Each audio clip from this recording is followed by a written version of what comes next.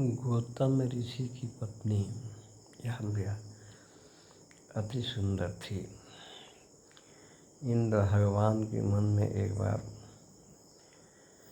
उसके प्रति काम वासना जगी, तो उसने चंद्रमा को बोला कि आप मुर्गा बन करके बांध दीजिए।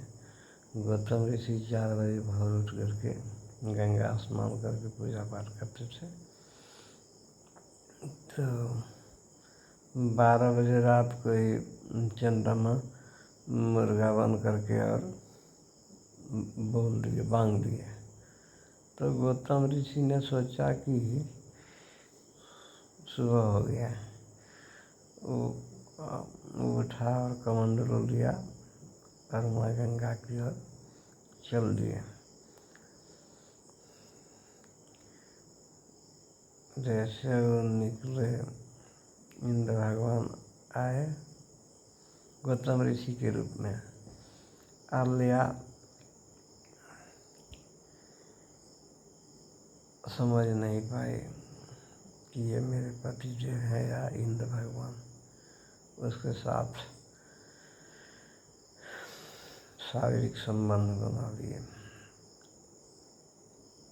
और गौतम ऋषि गंगा में जैसे ही कमंडलू को डुबाए, माँ गंगा की नींद टूट गई। उठी, अरे बेटा तुम 12 बजे रात कैसे आ गए? जाओ जाओ घर जाओ, कुछ अनहोनी घटना होने वाली है। तो गौतम ऋषि पुनः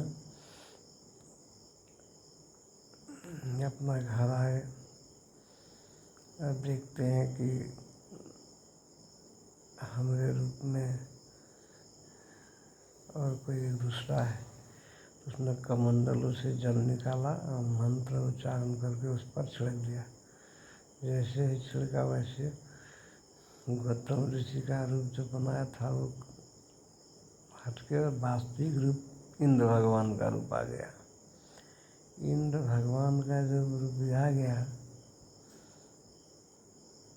तो गौतम ऋषि सारी बात को समझ गए कि ये मेरी पत्नी के साथ गलत व्यवहार किया है। तो गौतम ऋषि ने इंद्र भगवान को श्राप दे दिया कि जाओ, तुम जिस चीज़ के लिए अपने धर्म को नाश किया, यही चीज़ आपके शरीर में 1000 हो जाएंगे। कहते हैं इंद्र भगवान के पूरे शरीर में 1000 हो गए योनि। अब इंद्र भगवान तो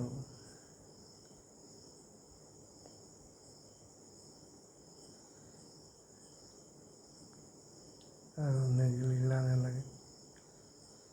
तब गौतम ऋषि ने कहा कि मेरा श्राप तो कटेगा नहीं। जाइए अब ये योनि न होकर के आपके शरीर में 1000 आँख हो जाएंगे।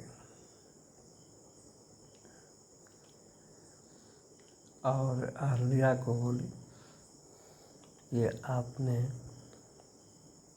अपने पति को न पहचान कर अब दूसरे के साथ संपर्क बनाई है, इसलिए तुम पत्थर बन जाओ। तो ये अहल्या पत्थर बन गई और चंद्रमा को कहते हैं जो मुर्गा बना हुआ था, गौतम ऋषि अपना खड़ाऊ खोल करके चंद्रमा पर दे मारा। वही कहता है कि चंद्रमा पर अभी भी जो दाग धब्बा बना हुआ है गौतम ऋषि का खड़ाऊ का दाग है। तो त्रेता युग में जब रामचंद्र जी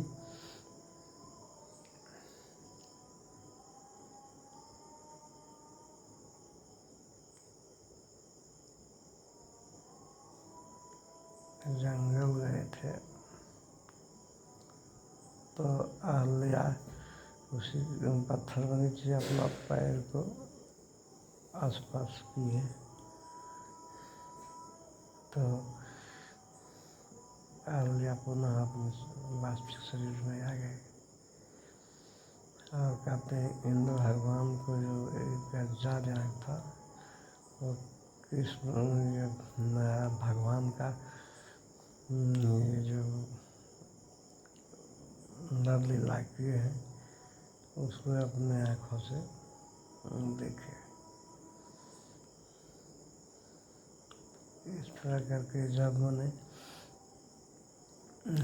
नाव में पार करने के लिए भगवान जी कहते हैं, कहते हैं नारी बोलता है भगवान को कि नहीं नहीं नहीं, आपके पैर की धूली का माने इतना महत्व है कि जहाँ आपको पैर टच होता है वह पत्थर भी नारी बन जाती है।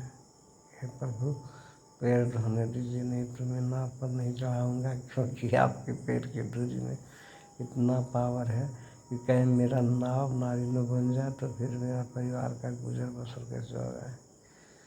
यही कह करके नारी ने रामचंद्र जी के पैर धोए और उसका पान किए। यह कहानी यहाँ के समाप्त होता है।